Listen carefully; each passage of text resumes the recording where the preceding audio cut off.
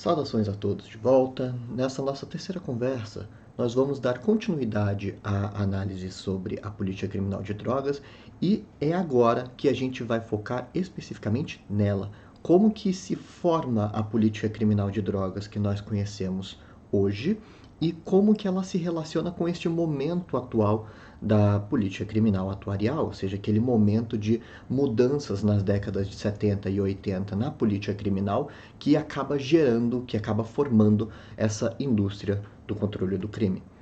Mas uma das coisas que as pessoas quase não costumam colocar na pauta quando se discute drogas é que nem sempre houve essa ubiquidade do fenômeno das drogas quando se trata de política criminal. Nem sempre ela dominou o cenário de debate público na esfera criminal como o faz hoje. Isso é uma invenção razoavelmente recente.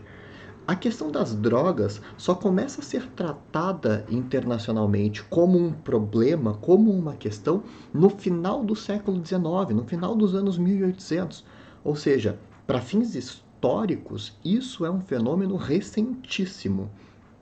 E, ainda por cima, nasce não como uma questão moral ou de saúde, como acaba sendo enquadrada hoje. A questão das drogas, ela nasce geopolítica e ela permanece geopolítica. Então, vamos começar a desdobrar como é formada essa política criminal de drogas e o que acontece ao longo dos anos para chegarmos até onde nós estamos hoje.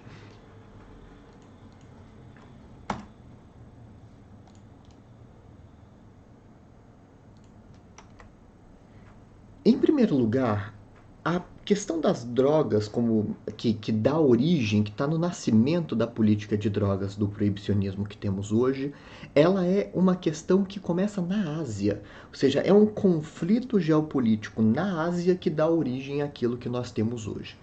Imaginem vocês que o que gerava e girava a economia das práticas imperialistas europeias sobre o leste, o sul asiático, num determinado período dos anos 1800, é exatamente o comércio do ópio. Ou seja, boa parte das companhias de comércio que tinham vinculadas a esses estados, especialmente Inglaterra, dependiam deste comércio do ópio na região, porque eles não tinham uma manufatura ou um determinado produto que essas regiões consumiam. Então eles precisavam produzir o ópio normalmente na Índia, Paquistão e região, e depois despejar isso na China. Só que, por causa dos problemas sociais que eram gerados em razão de uso problemático, porque não que as drogas sempre sejam associadas a uso problemático nesse período, mas como você depende de uma indústria capitalista, com todas aquelas peculiaridades que nós vimos no nosso primeiro encontro, a necessidade de acumular e aumentar sempre em escala maior, isso gera ao longo do século XIX uma escala, um volume cada vez maior dessas drogas sendo despejadas localmente, ou seja, é necessário que o consumo seja sempre crescente nessas regiões e depois de um determinado tempo cruza-se a fronteira e o uso problemático começa a aparecer com mais clareza. Os governos locais tentavam barrar isso, tentavam segurar esse tipo de comércio que gerava prejuízos sociais e prejuízos econômicos localmente, a tal ponto de que a China, em alguns momentos, tentou simplesmente dizer não se entra mais carregamento de ópio aqui. Fechava portos, jogava caixas no mar, fazia com que não houvesse a possibilidade desse comércio. Só que em duas ocasiões, quando isso foi feito com uma medida maior, acabou gerando duas modalidades do que se chamou de guerra do ópio, literalmente um conflito bélico na região que teve o respaldo da Inglaterra como forma de sustentar as suas companhias comerciais versus a China. China toma uma pancada nas duas ocasiões ao longo do século XIX e é forçada a manter o comércio do ópio localmente. Só que, nesse mesmo período, especialmente a segunda metade do século XIX, ou seja, depois dos anos 1850, há um novo jogador no tabuleiro geopolítico internacional. Estados Unidos já estava, depois de mais ou menos 100 anos de processo de independência colonial, processo de construção da sua infraestrutura industrial, e começa a voltar os olhos para a Ásia. Começa a voltar os olhos para esse espaço economicamente rentável. E aí começa a entrar na região, como Filipinas, como Taiwan, como outras ilhas ali daquele espaço, com o discurso de que se eles abrissem os portos para eles, Estados Unidos, eles deixariam que o controle do comércio destas drogas opiáceas fosse local, que eles não iriam intervir nisso, eles não iam forçar nem a produção, nem a comercialização dessas substâncias. E, eventualmente, se eles quisessem desenvolver essa indústria, que fosse uma indústria que revertesse localmente. E isso começa a ganhar espaço com determinados países locais, a tal ponto que consegue ajudar na independência de alguns deles contra a Espanha, por exemplo, começa a ganhar espaço e depois vira os seus olhos para a China, a galinha dos ovos de ouro da Ásia nesse período. Só que, quando chega um determinado ponto, a Inglaterra diz: não vou fazer nenhum tipo de pausa no comércio. Ele era excessivamente lucrativo para se encostar, não tem como mexer nisso sem gerar um impacto econômico muito forte na Inglaterra. Mas a pressão internacional vem aumentando ao longo desse período e a comunidade internacional volta os olhos para a Europa. E aí, neste contexto de conflitos geopolíticos, são formadas as primeiras conferências internacionais. Existe a formação das primeiras conferências do ópio na virada do século XIX para o século XX, especialmente na cidade da Haia, na Holanda. Só que a Inglaterra, depois da pressão internacional, começa a ceder, começa a ver que vai ter muito problema para segurar o conflito diplomático que estava se formando. Vejam que, apesar do conflito geopolítico se dar na Ásia, as conferências internacionais estão acontecendo no coração da Europa, porque no final das contas, o que está em jogo é a discussão sobre intervenção de poder geopolítico na Ásia. Os países asiáticos não são chamados a conversar sobre essa questão. É no coração da Europa que essa discussão é feita. E a Inglaterra, vendo que ia perder essa disputa, ela joga a Alemanha para os leões. Diz: tudo bem, eu até paro o comércio de ópio localmente, mas eu não vou perder sozinho. Não tem como perder sozinho aqui, porque seria um tanto hipócrita dizer que há problemas no comércio de opiáceo na Ásia, mas a indústria farmacêutica alemã prospera com os derivados da coca na Europa. Era muito comum a utilização de substâncias derivadas da coca, não só para fins medicinais, como formas de anestésicos para cirurgias, etc., como também para uso recreativo, mistura de cocaína com vinho, a injeção disso na forma líquida como uma solução aquosa. Isso aparece em literatura, como no Sherlock Holmes. Isso aparece nos comentários de remédios e determinados emplastros para poder ajudar a tratar determinadas doenças da época. E, obviamente, várias bebidas são utilizadas com essas misturas de derivados de cocaína. Obviamente, o vinho Mariani é um dos principais exemplos, que é um vinho misturado com um pouco de cocaína. Pense como traços mesmo. Do mesmo modo que o café tem traços de cafeína, essas bebidas tinham traços de cocaína. Não é como se você tivesse uma overdose de cocaína por consumir esse tipo de bebida. E, obviamente, a mais famosa de todos é até hoje consumida, que é a Coca-Cola, que na receita original é uma mistura da extração da cafeína da noz de cola com a cocaína da folha de coca. Então, é muito comum localmente o consumo dessa substância na Europa, tanto para fins medicinais quanto para fins recreativos. E a indústria farmacêutica alemã prospera muito nesse período por causa dessa indústria. E a Inglaterra diz: não vou perder sozinho. Se a Alemanha concordar em parar com o comércio de cocaína, nós também paramos o comércio de opiáceos lá na Ásia. E aí, quando a Inglaterra desloca o foco, a comunidade internacional simplesmente vira o olhar para a Alemanha e diz: e aí, Alemanha? Agora o problema é com você. E, numa cartada de mestre, a Alemanha diz: tá bom, vamos fazer uma novidade aqui nessas convenções internacionais. Vamos fazer um acordo coletivo, mas que ele só entre em vigor para todos depois que todos os signatários assinarem o, a convenção. Ou seja, até que todos assinem, ela só tem um valor simbólico. E aí todos assinam, à exceção da Alemanha e da Turquia. E aí a pressão internacional, olha a Alemanha, tá faltando assinar aquele documento, porque no final das contas o comércio continuava sem nenhum tipo de intervenção e não havia força para garantir a assinatura e entrada em vigor desse tratado. Até que vem a Primeira Guerra Mundial e uma das cláusulas do Tratado de Versalhes ao final da Primeira Guerra Mundial, com a Alemanha derrotada nesse contexto, força-se a uma das cláusulas é exatamente forçar a assinatura dessa convenção internacional. E aí, quando a Alemanha assina isso na saída da Primeira Guerra Mundial, você tem a entrada em vigor do primeiro diploma internacional que coloca como foco o problema das drogas na pauta internacional. Mas vejam que nós temos basicamente duas substâncias aí em jogo. É o ópio e seus derivados e a coca e seus derivados.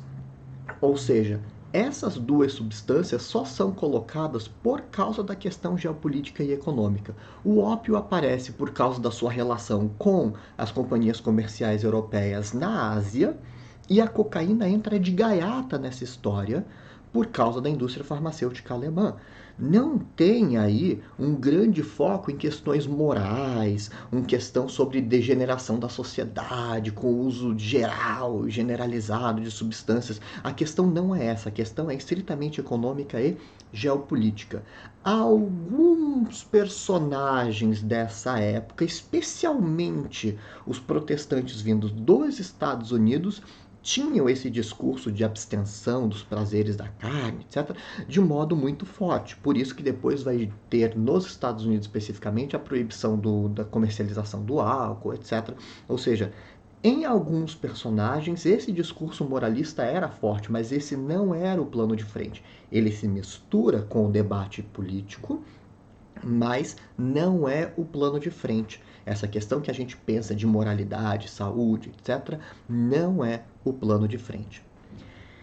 Isso segue assim até a metade da década de 20, quando, lá em 1925, nós temos o primeiro momento de formação desse tripé de substâncias. Ou seja, quando, junto com os opiáceos e os derivados da coca, entra também a cannabis. Até então, a cannabis estava de fora desse circuito de problema das drogas. Até então, ela não entrava. Então, vejam como, mais uma vez, não tem nem 100 anos que a cannabis é colocada como parte desta geopolítica internacional das drogas. Existe uma divergência aqui nos materiais que estudam essa questão, que não se sabe se foi o Brasil ou se foi a Inglaterra a responsável por colocar a questão da cannabis junto nesse documento de 1925. No caso do Brasil, nós temos já desde o século XIX uma resposta criminalizante à questão da cannabis, especialmente como forma de controle dos negros. Ou seja, controle de cannabis aqui no Brasil sempre foi uma questão associada aos negros escravos e depois da abolição da escravatura, os ex-escravos. Como controlar essas pessoas socialmente, culturalmente, etc. Então, existem várias medidas ao longo destes 100 anos, até 1925, tentando conter comércio e uso da cannabis aqui no Brasil, que normalmente se chamava de pito de pango, ou fumo de Angola, ou algum tipo de símbolo que vai associar à cultura afro com a utilização disso como fumo. Não é que a cannabis fosse um problema em si, porque a utilização da fibra do cânhamo já era muito comum culturalmente, nas velas, nas resinas para impermeabilização de navios, para velas no sentido de vela para as caravelas. Então, papel, tecido, as próprias telas artísticas normalmente eram feitas com fibra de cânhamo, mas a questão do uso como fumo era associado normalmente à cultura afro aqui no Brasil. E aí, como forma de controle dessas populações, nós temos esse contato desde cedo. Então, a formação de um interesse político no controle internacional dessas substâncias já vinha do Brasil. Porém, no mesmo período dos anos 20, a Inglaterra estava com um conflito local no Egito, que era uma de suas colônias, eles tinham intervenção colonial imperialista ali, e os movimentos de resistência, os movimentos de independência contra a Inglaterra, utilizavam na produção e comercialização da maconha uma forma de sustentar esses movimentos. E a Inglaterra, com o objetivo de tentar conter, tentar criminalizar, ter uma desculpa para segurar esses movimentos, tenta inserir a proibição da maconha também nesse contexto internacional, para ter uma espécie de respaldo internacional num tipo de controle local desses movimentos do Egito. É claro que a questão do Brasil e a questão da Inglaterra não são mutuamente excludentes. É possível que os dois países tenham sido responsáveis pela pressão internacional e que se coloca. Mas o que importa é apenas em 1925 que este tripé que nós conhecemos dos opiáceos, da cocaína e da cannabis aparece como problema das drogas mais ou menos consolidado. Mas ainda não temos uma resposta específica. Mesmo nas convenções deste período, não era obrigatório que as pessoas utilizassem, os países utilizassem como resposta obrigatória a criminalização. Basicamente, você tinha a política internacional dizendo que essas substâncias deveriam ser contidas, combatidas, não comercializadas, etc. Mas era muito mais uma indicação e com uma margem de abertura para que cada estado fizesse a sua modalidade de política pública. Ou seja, se vai ser criminalização, se vai ser tratamento, se vai ser medidas administrativas como multa, regulamentação, isso ficava a cargo de cada país. Não tinha uma resposta específica a nada, era só o anúncio de que se tratava de um problema internacional e que merecia a atenção dos países signatários. Mas em 1936, então visualizem, na beira, na entrada da Segunda Guerra Mundial, quase começando, você tem o primeiro diploma internacional, que já vem com todas essas três substâncias, opiáceos, cocaína e cannabis, e dá como obrigatoriedade aos países signatários que eles façam a persecução por meio do sistema penal, ou seja, coloca o sistema penal como a ferramenta de resposta para as questões das drogas, ou seja, é apenas em 1936 que a obrigatoriedade da resposta penal aparece no cenário internacional. Ou seja, a política criminal de drogas está se formando aí. Ela tem esse nascimento anterior, nos últimos 50 anos antes de 36, mas vai se desenvolvendo com uma resposta criminalizante somente aí neste período. E isso vai sendo utilizado dos anos 30 até mais ou menos os anos 60 como um instrumento de controle das populações locais. Ainda que tenha uma questão geopolítica, a questão das drogas é utilizada localmente para controle de populações específicas. Estados Unidos é paradigma nisso, porque não se consegue entender a política criminal de drogas sem entender o papel disso na questão dos Estados Unidos, porque eles conseguem fazer a associação de determinadas substâncias a determinados grupos, normalmente associados à imigração. Peguem os negros e os italianos associados à cocaína e seu comércio, você pega os chineses com os comércios e produção de ópio e os latinos com a questão da cannabis. Então, ao associar os imigrantes italianos e os descendentes de escravos à cocaína, ao associar os chineses ao ópio e ao associar os latinos à maconha, era possível controlar estes grupos sem racializar o discurso, sem deixar como se fosse um discurso de caráter racial ou étnico. Ou seja, a questão não é estamos combatendo ou controlando negros de forma assimétrica, nós estamos controlando ou combatendo a cocaína. Não estamos controlando os chineses, estamos controlando o ópio. Então era possível colocar um discurso abstrato de saúde, de moralidade, e controlar grupos específicos normalmente relacionados aos não brancos na comunidade estadunidense. E isso vai criando uma espécie de semente que vai depois explodir internacionalmente nos anos 60. Os anos 60 são marcados pela formação de diversos grupos contraculturais, luta pelos direitos civis dos negros nos Estados Unidos, lutas pacifistas, hippies, movimento estudantil, pensem no maio de 68, você tem movimentos de trabalhadores, sindicalismo também num momento de primavera. Então esses movimentos sociais, movimentos e lutas por direitos estão muito fortes, tanto nos Estados Unidos quanto na Europa, e um jeito de conseguir controlar esses movimentos com demandas absolutamente legítimas é associá-los à questão das drogas. Então, vamos dizer, Woodstock, os festivais musicais, é só um uso desenfreado de substâncias. Os Panteras Negras são apenas grupos sustentados pela produção de cocaína. Então você consegue deslegitimar a atuação desses movimentos com o discurso de combate às drogas. Lembrem-se também que exatamente neste período dos anos 60, você começa a ter uma novidade discursiva também no sistema penal, ou seja, aquele modelo de Estado social começa a perder força, especialmente na entrada dos anos 70, e o sistema penal, a função acessória do Estado na economia, precisa ser reinventada, precisa ser repensada. E aí as políticas de Estado social vão sendo abandonadas e no lugar vão sendo colocadas as políticas do sistema penal. O Estado penal se torna o grande móvel econômico, a grande engrenagem para movimentar a economia a partir desse período. E de forma conveniente, a política de drogas está no nascimento, está na semente de tudo isso. É uma espécie de convergência por conveniência que essas substâncias sejam colocadas aí. E nesse mesmo período é inserido no discurso o que se chama de ideologia da diferenciação. Essa ideologia da diferenciação, ela cumpre um papel essencialíssimo na questão das drogas, porque você consegue pegar um mesmo fenômeno econômico, destrinchá-lo nas suas contradições e colocar o combate de uma dessas dimensões a partir de um discurso e o outro a partir de outro discurso. Vejamos aqui o que vai significar essa ideologia da diferenciação.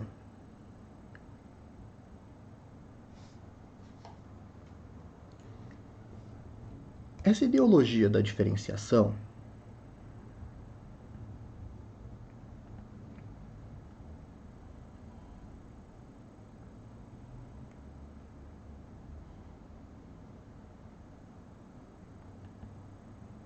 significa a separação que nós conhecemos hoje, já está razoavelmente popularizada, mas ela vem deste período, entre o traficante e o usuário. Basicamente, para cada um desses núcleos, ou seja, de um lado a produção e a comercialização, do outro lado a realização do valor. Então, do ponto de vista econômico, é basicamente o mesmo fenômeno, é o mesmo ciclo que se completa, mas do ponto de vista do discurso político, isso é separado. Para o traficante, é destinado o discurso médico, perdão, o discurso jurídico. Ou seja, para o traficante, a resposta penal, a resposta criminalizante, a resposta de punir com o cárcere e assim por diante. Para o usuário, a resposta médica. Então, pena, e para o usuário, o tratamento.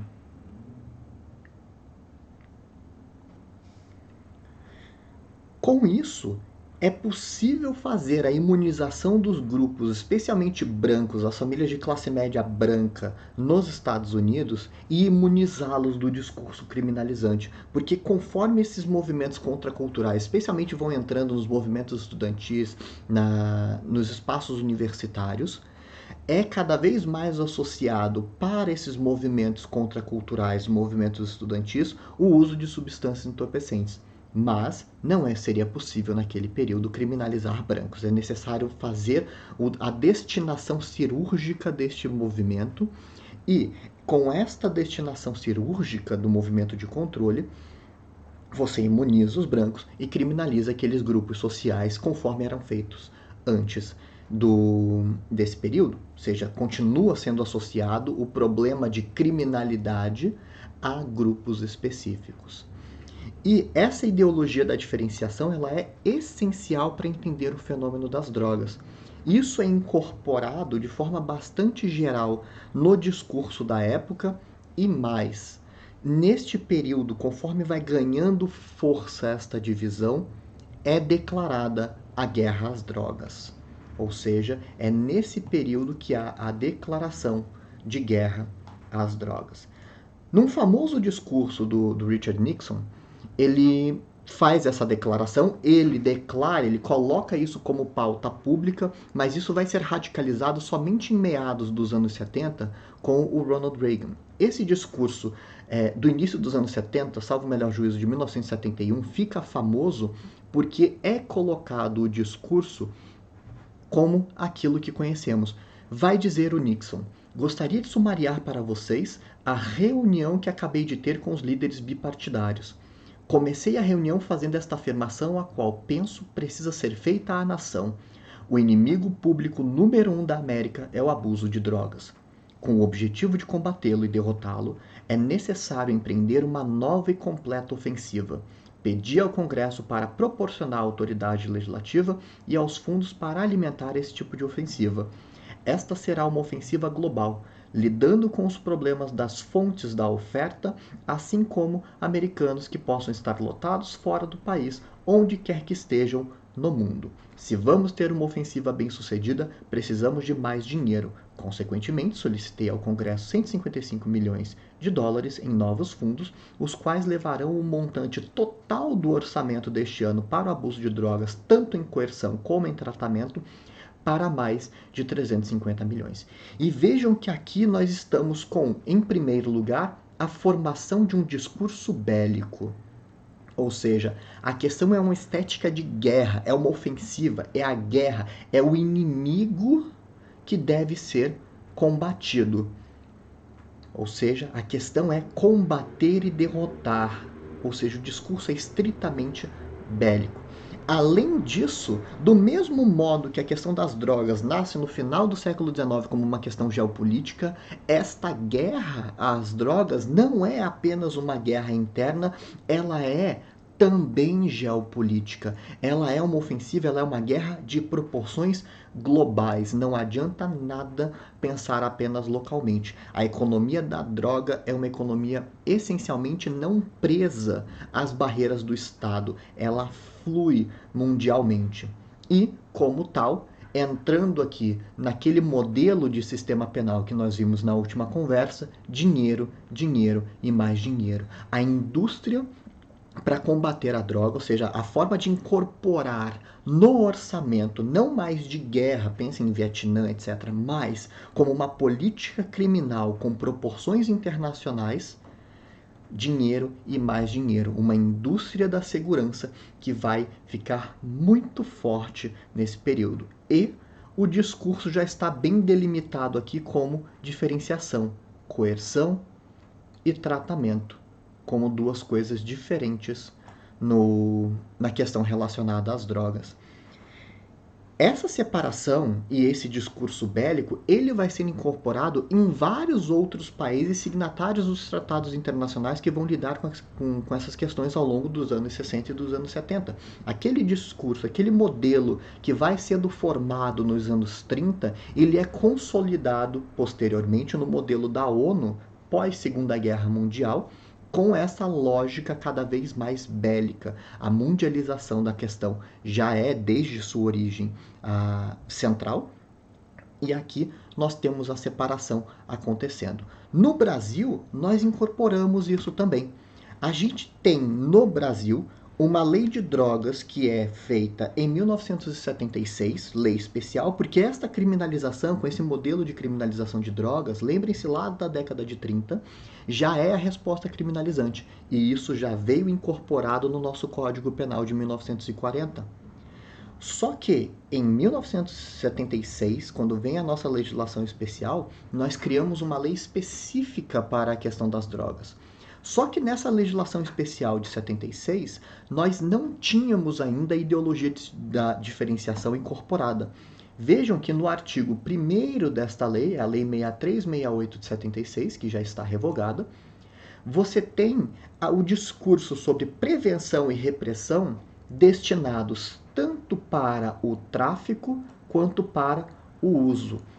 Ou seja, tráfico e uso vêm como um discurso colado e aos dois é feita tanto a prevenção quanto a repressão. Ou seja, as duas principais funções declaradas do sistema penal são destinadas para os dois. Ou seja, tanto criminalização do usuário quanto criminalização do traficante.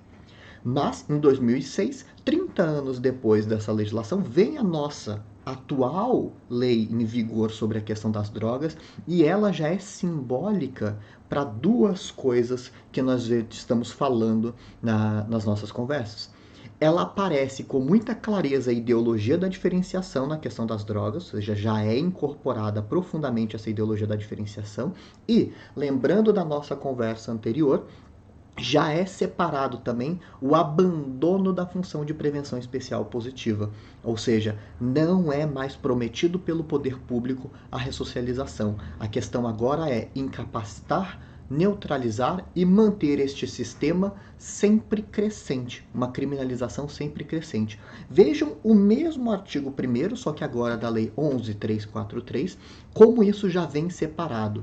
De um lado, ele vai dizer: esta lei, a Lei de Drogas, a Lei 11.343, institui o Sistema Nacional de Política de Drogas, prescreve medidas para prevenção do uso indevido, atenção e reinserção social de usuários e dependentes de drogas. Então vejam aqui o primeiro lado da ideologia da diferenciação.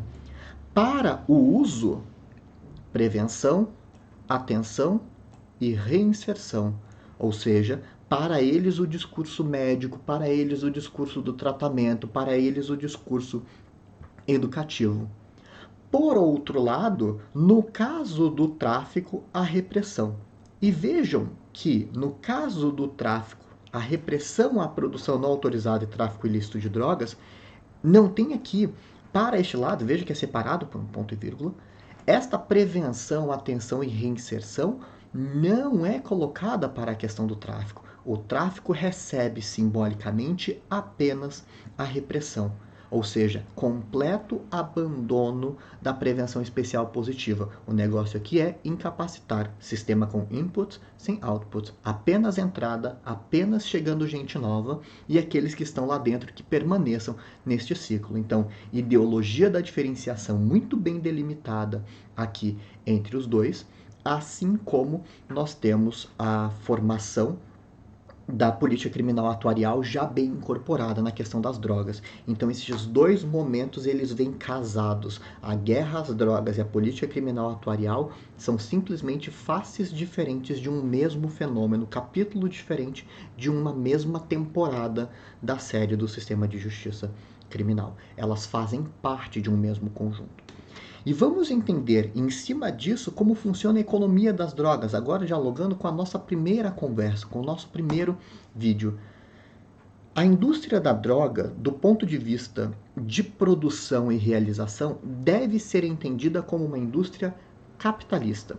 E quando a gente diz ser entendido como uma indústria capitalista, não é indústria capitalista, mas, não esperem o mas, é uma indústria capitalista pura, no sentido de investimento, capital constante, capital variável, produção de mais-valia, crescimento, lei geral da acumulação, taxa de lucro tendente a diminuir, eventual espaço concorrencial faz com que gere-se a mais-valia extraordinária. Todos aqueles elementos da primeira conversa se aplicam de forma praticamente pura a essa indústria da droga. Então ela precisa ser entendida como indústria capitalista.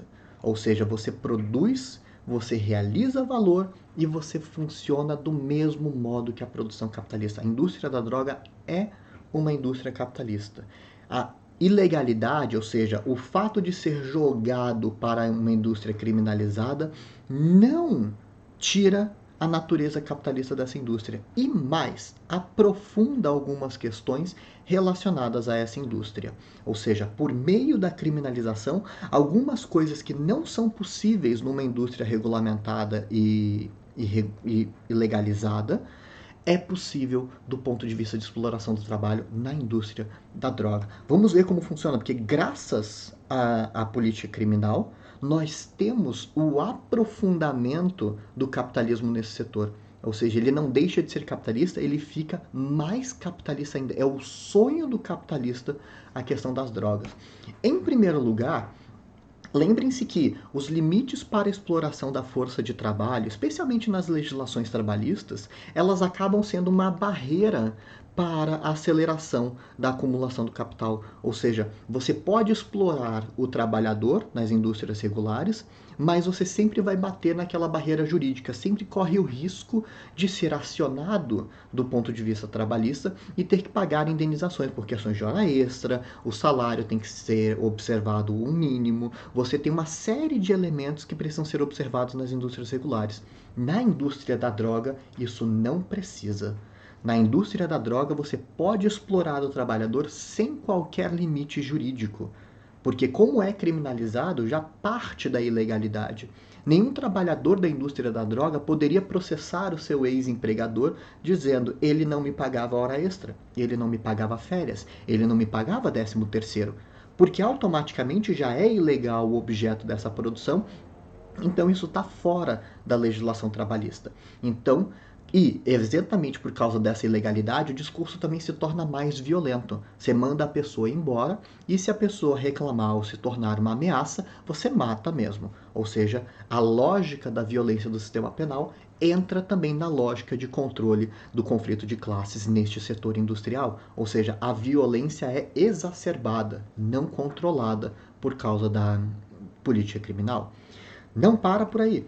Além disso, por causa da ideologia da diferenciação, você faz um controle focado na produção e mitiga o controle da realização.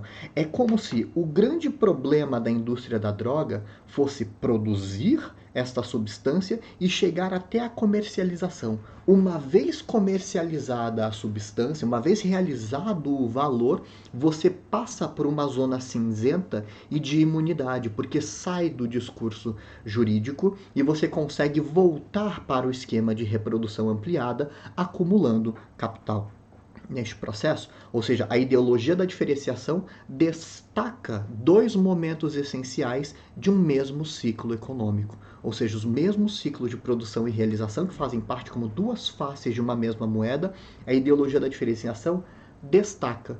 E aí é só você chegar até um determinado ponto e depois ali o retorno é muito mais fácil graças à ideologia da diferenciação. Mas não para por aí. Além disso, um dos principais problemas das indústrias capitalistas do século XX são as crises de superprodução. Foi assim na década de 20, foi assim na década de 70. Ou seja, o problema é que nós conseguimos, por meio de automação e aumento da composição orgânica do capital, fazer uma aceleração da produção capitalista sem precedentes que não tem o mesmo acompanhamento do consumo. Por isso que no meio desse caminho do século XX são criados mecanismos para acelerar o consumo, como a obsolescência programada e a obsolescência perceptiva. Ou seja, você destrói, você projeta para que o bem não seja durável, para que você tenha sempre ciclos de consumo, que você não consuma para sempre, ou, mesmo quando funcione, você dá a impressão, por meio de alterações de design e outras coisas, você indica para a pessoa que ela está com um produto velho. Ou seja, ela tem que voltar a consumir mesmo com o produto funcionando. Então, esse tipo de mecanismo precisa existir para essa indústria capitalista do século XX, agora do século XXI, por causa dessa necessidade sempre crescente de consumo. No caso das drogas, o Estado ajuda a combater isso. Porque quando você tem apreensões desses carregamentos, você tem apreensão das drogas e destruição, você está sempre enforcando um mercado com demanda que não necessariamente diminui. Ou seja, você tem espaços para a destruição dessas mercadorias de tal modo que você nunca tem um mercado inundado de produtos. Ou seja, aqueles que consomem estão sempre tendo um acesso dificultado graças à política de Estado. E por causa disso, este problema de destruição de carregamento é incorporado no ciclo posterior na forma de risco. Significa dizer, o valor produzido no primeiro ciclo, ele não é destruído com a destruição do carregamento. Ele é incorporado no ciclo seguinte para dizer, veja, a fiscalização de Estado, está sendo necessário gastar mais com essa produção, está mais arriscado conseguir produzir e comercializar essa substância. Então, o que acontece com o preço dessa mercadoria na realização? Ele sobe, ou seja, você agrega valor graças à política criminal, ou seja, a política criminal torna o produto, torna a mercadoria sempre mais valiosa graças a essa distribuição. Ou seja, você ainda tem mecanismos de contenção de crises econômicas neste setor industrial.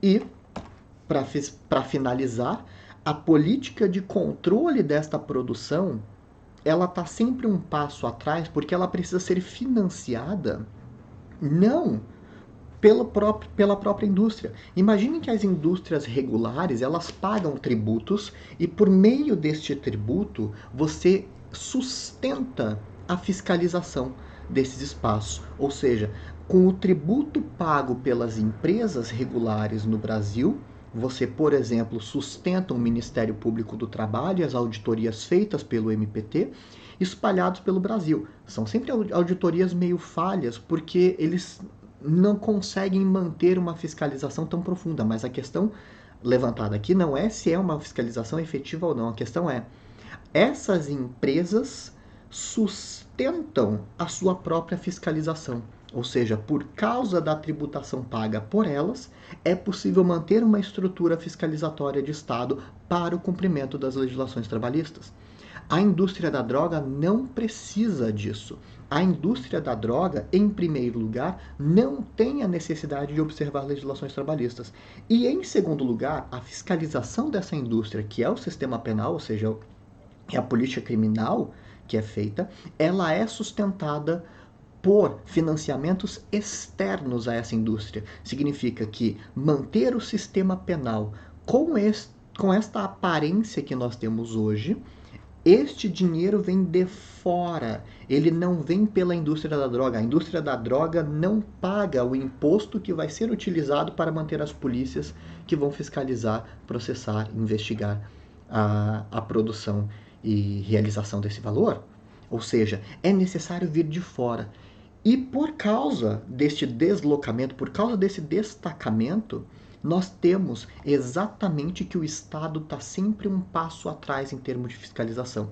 Porque essa indústria, por não ter nenhum tipo de dificuldade para fiscalizar, para poder controlar as substâncias, a força de trabalho na produção dessa indústria da droga, ela pode crescer em escala mais acelerada do que normalmente seria possível. Ou seja, a acumulação do capital se dá em escala mais acelerada do que uma indústria tradicional. E, por outro lado, a fiscalização está sempre um passo atrás, porque não é possível utilizar o mesmo financiamento desta indústria que prospera para fiscalizar essa indústria. Ou seja, é necessário utilizar um financiamento externo, então o Estado está sempre um passo atrás.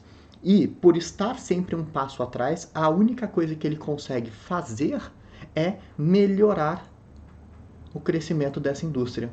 E aí, nesse contexto, é exatamente graças à política criminal que este setor prospera em escala acelerada. Ou seja, ele não só é incapaz de dissuadir, de conter o crescimento dessa indústria da droga, como do ponto de vista econômico, a política criminal é um combustível, ela alimenta o crescimento acelerado. Porque é o sonho de todo o capitalista que ele pudesse explorar a força de trabalho sem ter que prestar satisfação para as legislações trabalhistas. É o sonho do capitalista de que ele pudesse aumentar o risco de comercialização da sua mercadoria e incorporar com uma espécie de estrangulamento dos mecanismos de crise, aumentar o valor